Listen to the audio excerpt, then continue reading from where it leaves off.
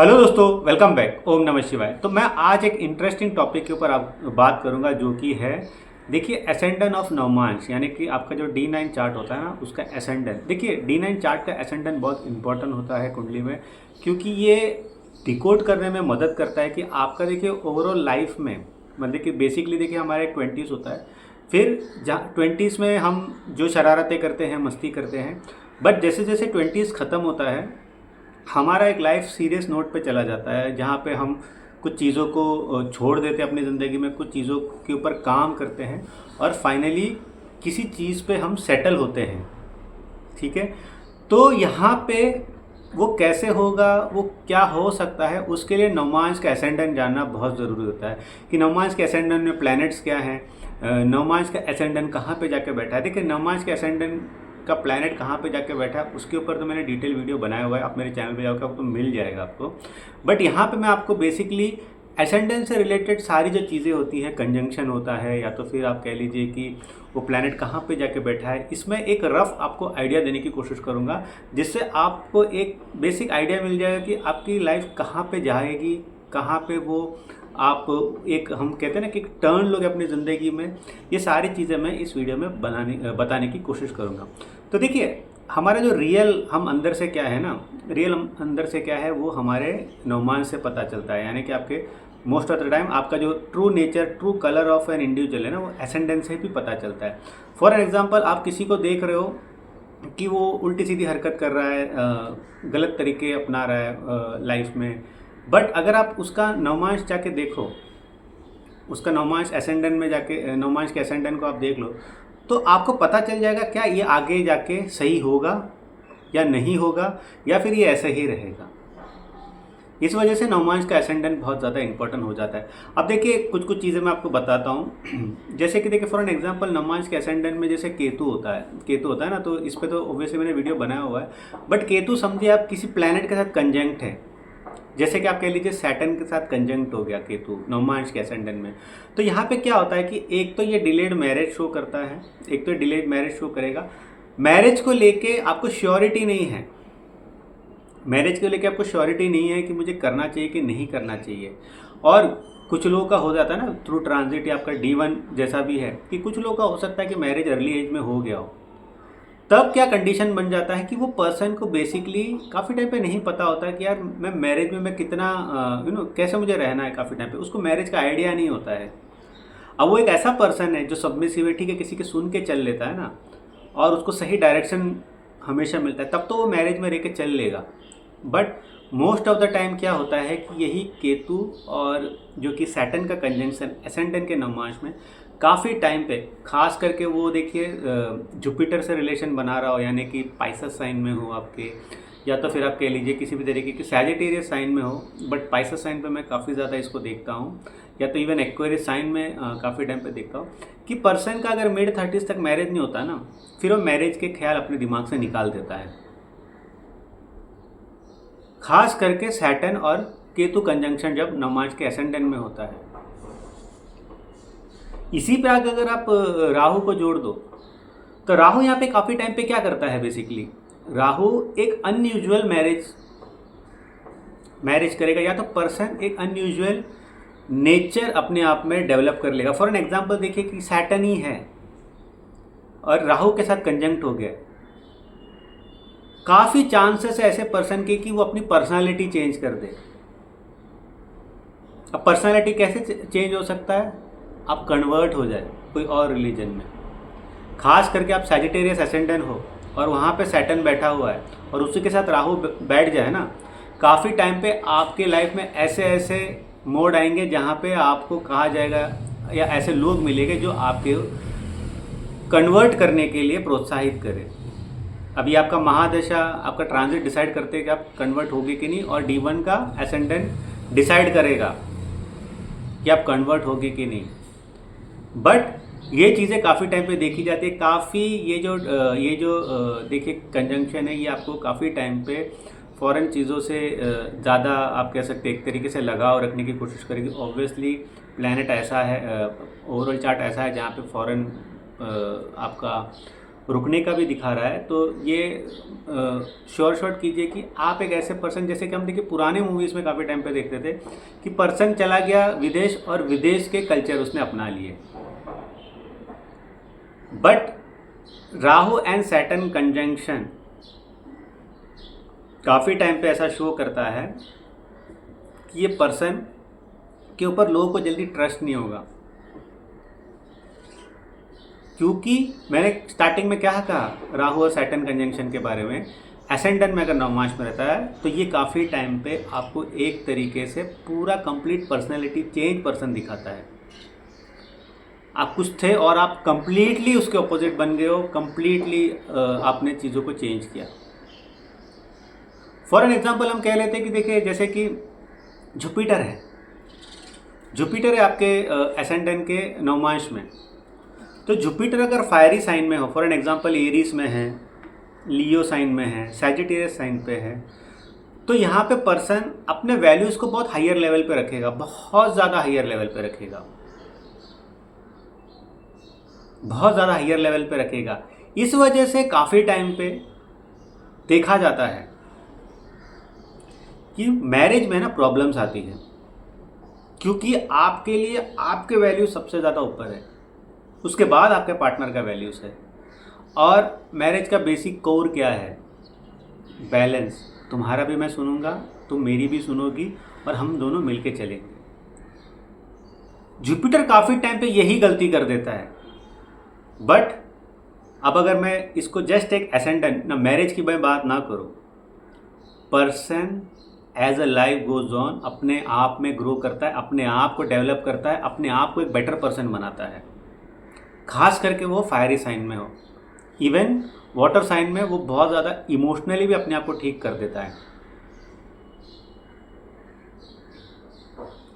Scorpion ascendant हो और वहाँ पे जुपिटर बैठ जाए ना नवमांश के, तो यहाँ पे ये शो करता है कि पर्सन पूरा डीप में चला जाएगा अपनी ज़िंदगी में, पूरा डीप में चला जाएगा, पूरा आप कह सकते हैं एक तरीके से अपने आप को, जैसे कि एक सांप होता है ना जो अपना पूरा वो स्किन निकाल देता है, उस तरीके से वो अपने आप पे काम करके ना एक डेवलप्ड पर्सन बनेगा। But most of the time मैंने कैंसर एक्सॉल्टेशन जुपिटर नवमांश में देखा है, मेरे रीडिंग में देखा हुआ है, और ऑब्वियसली इतने चार्ट देखता हूँ कि एक टाइम के बाद पर्सन की अगर मैरिज नहीं होती, देखो ये सेल्फ डेवलपमेंट के लिए बहुत अच्छा है, मनी ग्रोथ के लिए बहुत अच्छा है ये प्लेसमेंट। नवमांश का अगर एसेंडेंट में ही जुपिटर एक्सॉल्ट हो गया, बट बिकॉज पर्सन अपने आप को इतना ज़्यादा वैल्यूड कर देता है ना, इतना ज़्यादा वैल्यूड कर देता है कि वो जब भी रिश्ता देखते हैं घर पे या उनके घर वाले उनके लिए रिश्ता दे रहे, उनको कभी भी वो रिश्ता ज़्यादा पसंद नहीं आता। उनको ऐसा लगता है कि यार इसमें ये कमी है, उसमें वो कमी है। डेट भी कर रहे तो उनको हमेशा लगेगा कि यार ये पर्सन में वो कमी है, क्योंकि आप अंदर से एक अल्टीमेट पर्सन आपको अपने आप में फील करने लग जाते हो। और ये खास करके ये एक हाइपर लेवल पे चला जाता है जब ये लियो साइन में आप देखते हो। अब अगर मैं देखिए जैसे कि राहु है, राहु अगर एसेंडेंट नवमांश में, इस पर तो ऑब्वियसली इसकी देखिए मैं अभी भी कह रहा हूँ, आप वो वीडियोस जाके देखिए, Rahu in all houses of Navamsha, वहाँ पे डिटेल्ड है। बट से राहु है। अब यहाँ पे मैं कुछ कंजंक्शन को जोड़ के बता रहा हूँ, ठीक है। जैसे राहु की ही बात कर लेते हैं, ठीक है।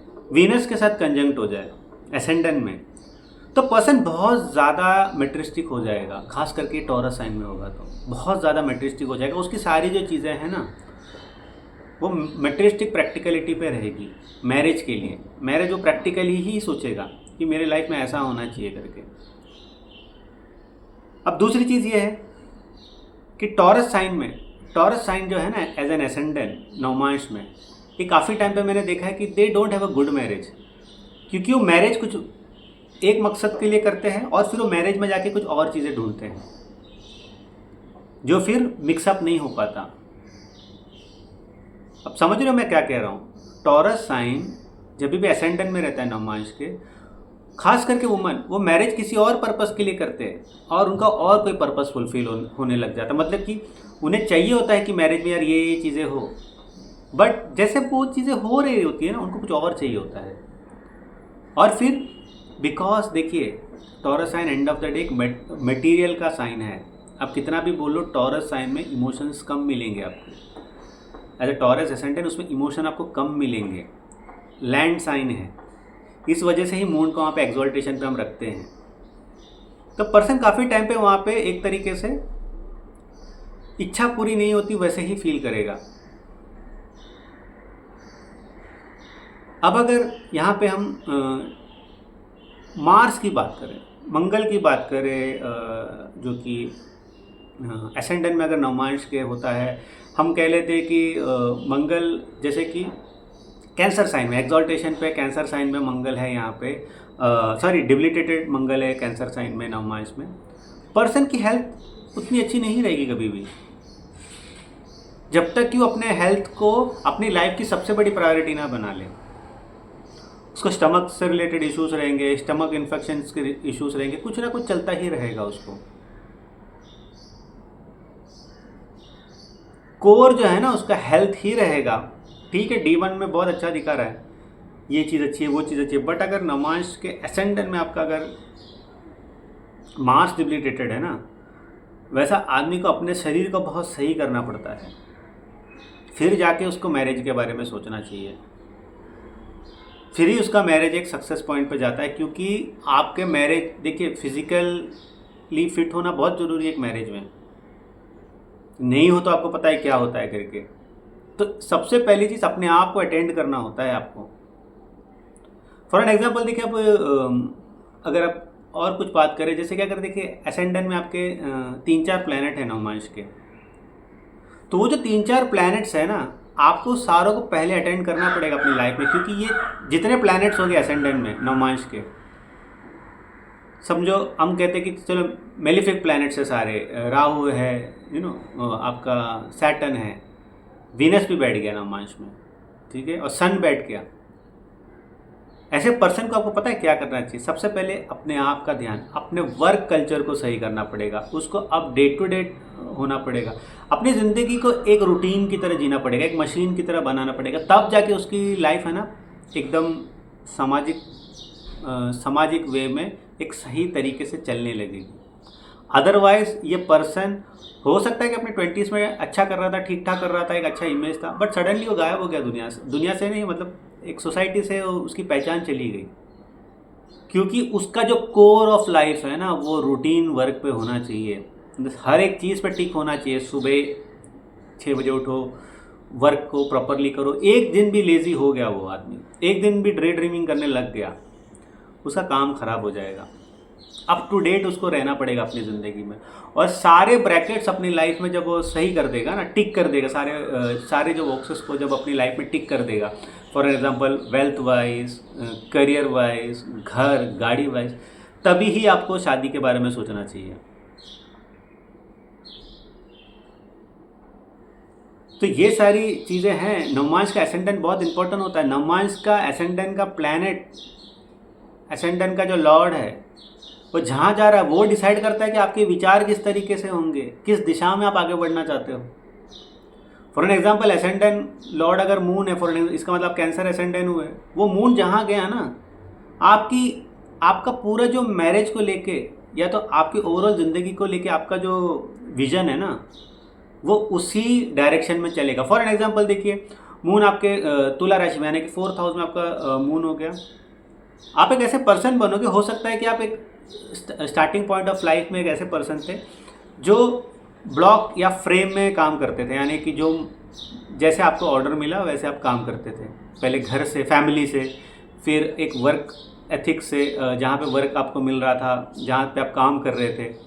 बट जब आप 30 में पहुँच जाओगे ना, आप अपने हिसाब से काम करना शुरू कर दोगे। मेरा जो मन करता है मैं वही करूँगा, मेरी जो इच्छा है मैं वही करूँगा, मुझे जिससे प्यार करना है मैं वही करूँगा, मेरा जो मन आता है मैं वही करूँगा, मुझे जिससे शादी करनी मैं उसी से करूँगा। ऐसा मेंटेलिटी क्रिएट हो जाता है पर्सन का, लार्जर देन लाइफ जीने की इच्छा उसे हो जाती है।